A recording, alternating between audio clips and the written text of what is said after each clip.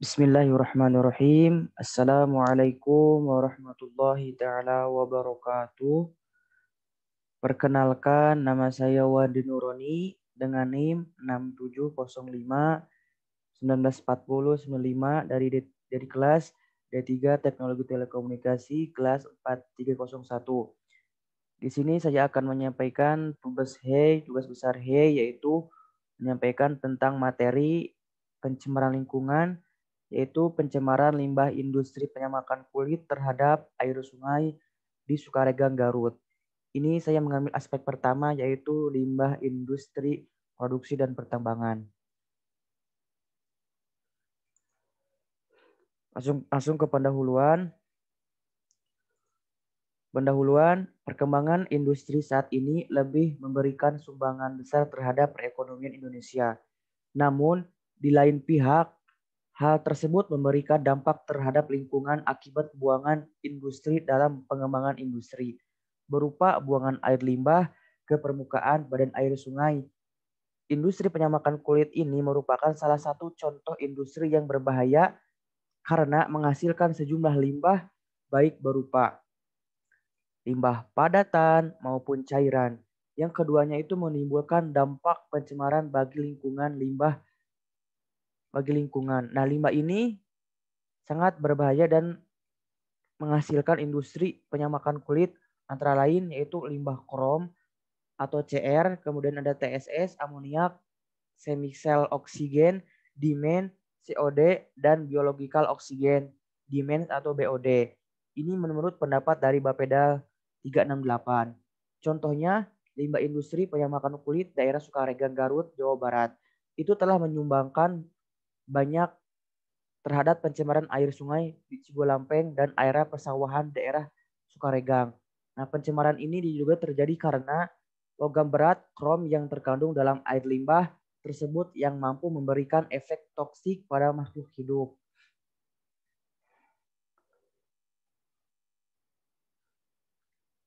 Kemudian yang kedua, pencemaran.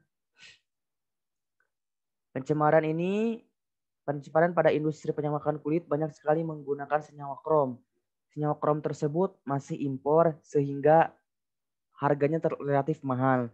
Sebagai konsekuensi dari penggunaan krom dalam prosesnya, maka limbah industri penyamakan kulit banyak mengandung ion logam krom yang bersifat toksik pada senyawanya sehingga tidak baik terhadap kesehatan manusia, kemudian kepada lingkungan, tumbuhan, dan hewan. Ion logam ini apabila dibuang ke lingkungan harus melalui suatu proses yang dapat mengurangi bahkan dapat meniadakan kehadiran ion logam dalam air limbah. Saat ini di sentra industri penyamakan kulit Sukaregang Kabupaten Garut sudah dilengkapi dengan instalasi pengolahan air limbah atau IPAL ya. Tetapi hasil pengukuran dan pemetaan di Sungai Ciwalen dan Cigolampeng masih menunjukkan kandungan kromnya masih tinggi. Tutur Badan Perencanaan dan Pembangunan Daerah Kabupaten Garut 2004. Proses daur ulang krom sulfat hasil dari pengolahan limbah cair industri penyamakan kulit merupakan solusi untuk mengatasi masalah pencemaran air sungai. Maka perlu dirancang dan dibuatnya prototipe proses daur ulang krom hasil pengolahan limbah cair industri penyamakan kulit.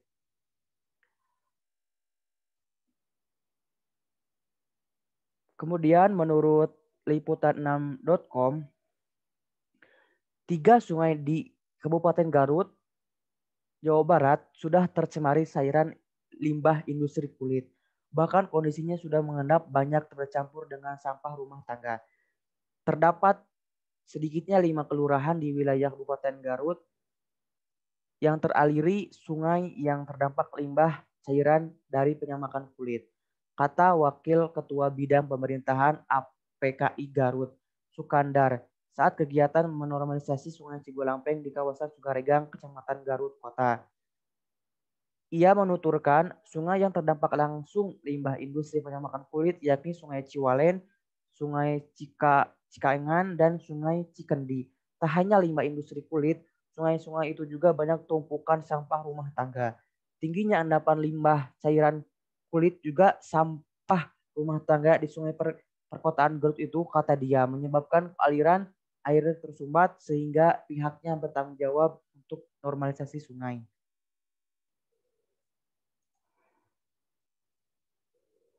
Kemudian ada analisis dan pencegahan. Pencemaran lingkungan hidup adalah masuknya atau dimasukkannya makhluk hidup, zat, energi, atau komponen lain ke dalam lingkungan hidup oleh kegiatan manusia sehingga kualitasnya itu turun sampai ke tingkat tertentu yang menyebabkan lingkungan hidup tak dapat berfungsi sesuai dengan peruntukannya. Industri merupakan salah satu penopang perekonomian daerah. Keberadaan industri di suatu wilayah itu dapat membantu meningkatkan perekonomian masyarakat setempat. Namun akibat adanya proses industri, maka industri tersebut akan mengeluarkan hasil sampingan berupa limbah. Limbah apapun seharusnya tidak menjadi masalah jika dikelola dengan baik dan benar.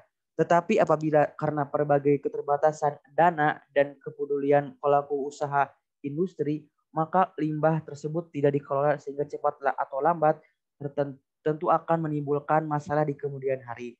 Buangan air limbah industri, baik industri rumah tangga maupun industri besar seperti pabrik, ke badan sungai akibat dampak kurang baik dengan menurunnya kualitas air yang dapat mengurangi masyarakat, yang dapat merugikan masyarakat. Jadi, terutama masyarakat yang tinggal di sekitar aliran sungai, dampak negatif tersebut terasa, yaitu dengan mengganggu kesehatan masyarakat, mengganggu estetika akibat bau yang muncul akibat limbah, berkurangnya hasil pertanian, menurunnya hasil tambak, dan berkurangnya pemanfaatan air oleh masyarakat penduduk.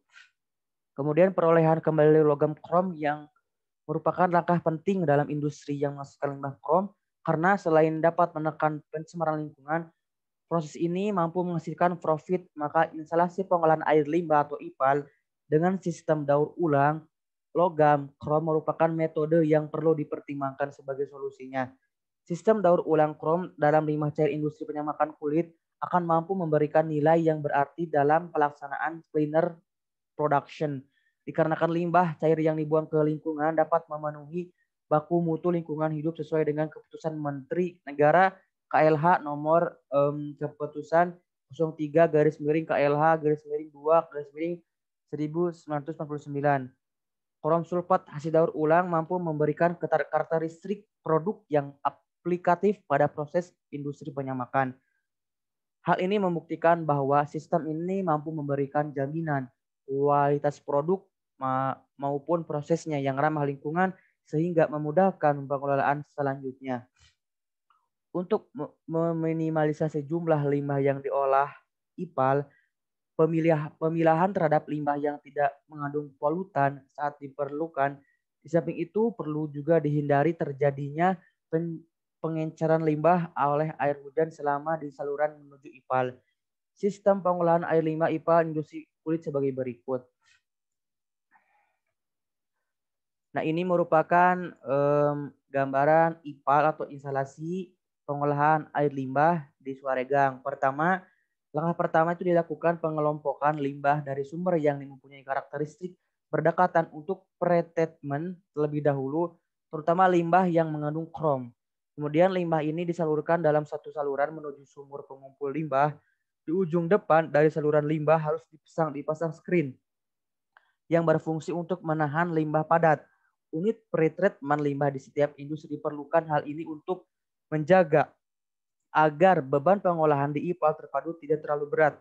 Unit pretreatment di setiap industri pada dasarnya itu untuk menghilangkan kandungan krom, padatan, lemak atau minyak, dan untuk netralisasi limbah. Yang kedua, dari sumur pengumpul, limbah dipompa menuju pipa pit untuk pemisahan lemak dan minyak yang terkandung dalam limbah.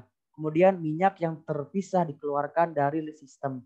Limbah cair yang mengandung krom dan telah bersih dari minyak ditreatment menggunakan ferrosulfat untuk mengendapkan kandungan krom yang ada. Lumpur yang kaya endapan krom ini dipisahkan menggunakan clarifier.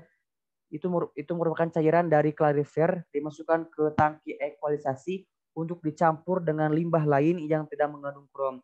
Diharapkan setelah pretreatment kedua, kelompok limbah ini akan mempunyai karakteristik yang tidak jauh berbeda, yaitu limbah yang kaya akan bahan organik, namun karena kondisi keasaman tidak stabil.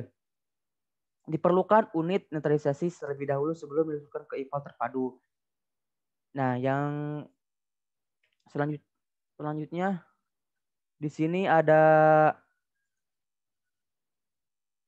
sistem ipal diwajibkan mempunyai flow rate limbah yang akan disalurkan ke ipal terpadu. Jadi hal ini dimasukkan untuk mengetahui jumlah limbah yang dihasilkan yang akan digunakan sebagai dasar pembayaran tarif ke pengelola ipal terpadu. Kemudian yang keempat ada yaitu limbah dari industri sebelum masuk ke ipal terpadu dikontrol karakteristiknya terlebih dahulu. Hal ini untuk menjaga agar limbah yang masuk ke ipal mempunyai karakteristik yang stabil. Jika karakteristik limbah tersebut berfluktuasi terlampau besar, akan menjadikan beban kerja ipal berat, bahkan dapat mematikan mikroba yang bekerja di ipal tersebut. Yang kelima, setelah dilakukan kontrol karakteristik, limbah masuk ke ipal terpadu. Yang keenam, tahapan pertama ipal terpadu adalah tangki ekualisasi. Tangki ini berfungsi untuk menstabilkan karakteristik limbah yang akan diproses.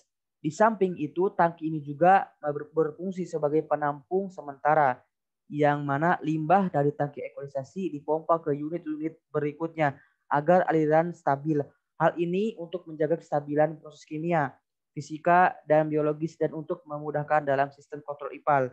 Yang ketujuh, dari tangki ekualisasi limbah diproses kimia, flokulasi sampai koagulasi untuk pembentukan flok-flok. Setelah pembentukan flok selesai, maka flok tersebut diendapkan secara fisika agar padatan dan suspended solid yang ada dalam limbah tersebut secara sempurna. Padatan yang terkumpul di bagian dasar tangki pengendap dipompa untuk dipadatkan dan dikeringkan. Sedangkan cairan bagian atasnya dilakukan proses biologis untuk menurunkan kadar COD dan BOD limbah. Kedelapan, ada proses biologis yang dapat diterapkan adalah dengan proses lumpur aktif yang sudah banyak diterapkan pada sistem pengolahan limbah, di mana sebagian lumpur yang telah dipisahkan di-recycle kembali ke tangki enerasi untuk proses pengolahan limbah ini. Yang kesembilan, setelah proses biologis lumpur aktif selesai, maka lumpur dipisahkan secara fisika dengan menggunakan tangki pengendapan.